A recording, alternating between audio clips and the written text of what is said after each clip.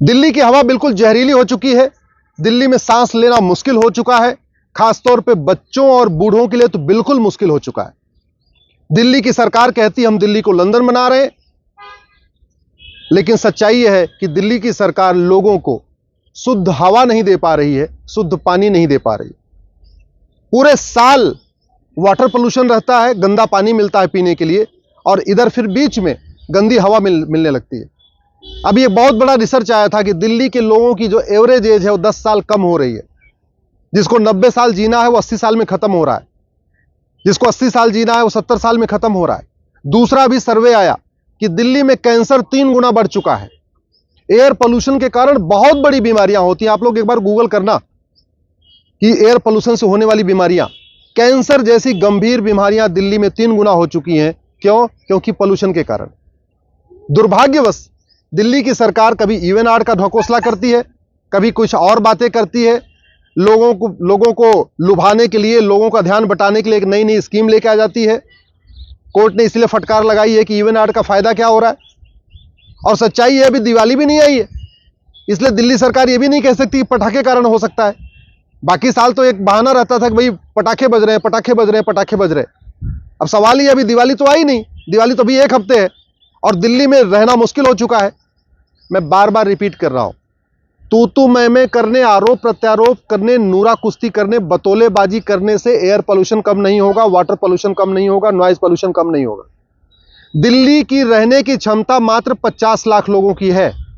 Maximum 50 lakh लोग दिल्ली में आराम से रह सकते हैं, और दिल्ली में इस समय लगभग 2.5 करोड़ लोग रह रहे हैं। यानी रहने की क्षमता जितनी है उससे 5 गुना ज्यादा लोग हैं।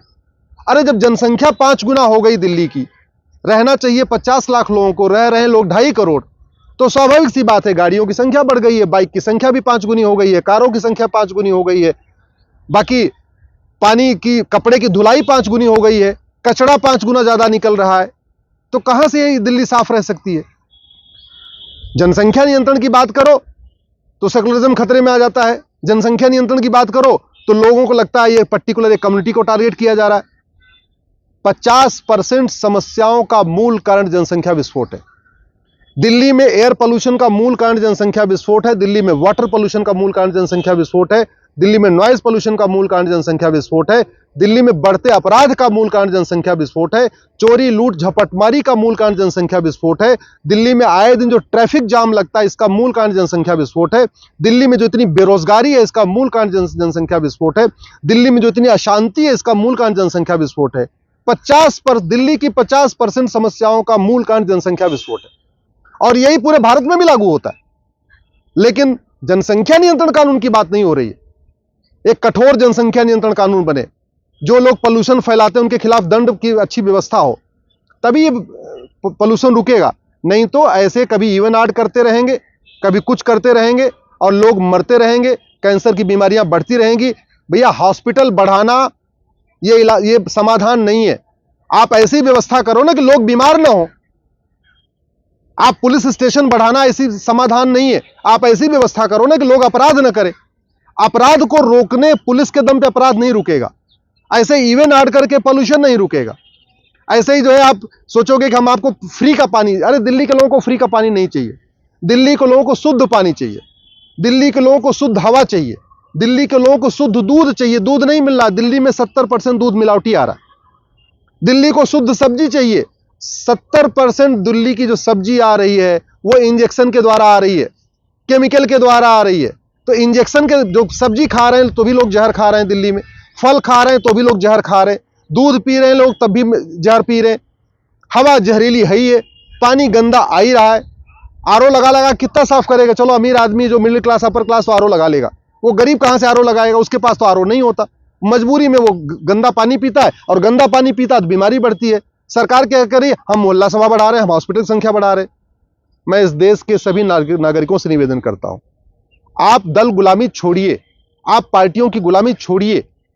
तू मैं में ये नेताओं के जो बोल बचन है तू मैं में, इससे थोड़ा बाहर निकलिए और सब अपने अपने सांसद और विधायक से सामूहिक रूप से मिलकर कहिए कि भैया तुम जनसंख्या नियंत्रण कानून क्यों नहीं बना रहे। वो बहाना करेंगे कि नहीं जी जनसंख्या नियंत्रण हो रहा है, कहना जी जनसंख्या नियंत्रण हो रहा है तो फिर कानून बनाने में कोई दिक्कत ही नहीं है। जब सब लोग हेलमेट पहन रहे हैं तो हेलमेट का कानून, हेलमेट न पहनने पर सजा कितनी भी हो, क्या फर्क पड़ेगा? अगर सब लोग सीट बेल्ट लगा रहे हैं तो ट्रैफिक चालान कितना भी ज्यादा हो, कोई फर्क ही नहीं पड़ेगा। अरे जनसंख्या नियंत्रण कानून उस पर लागू होगा ना जो वास्तव में जनसंख्या विस्फोट करेगा। और एक बार मैं और कहता हूं, लोक लुभावन वादे करने से जनसंख्या नियंत्रण नहीं होगा।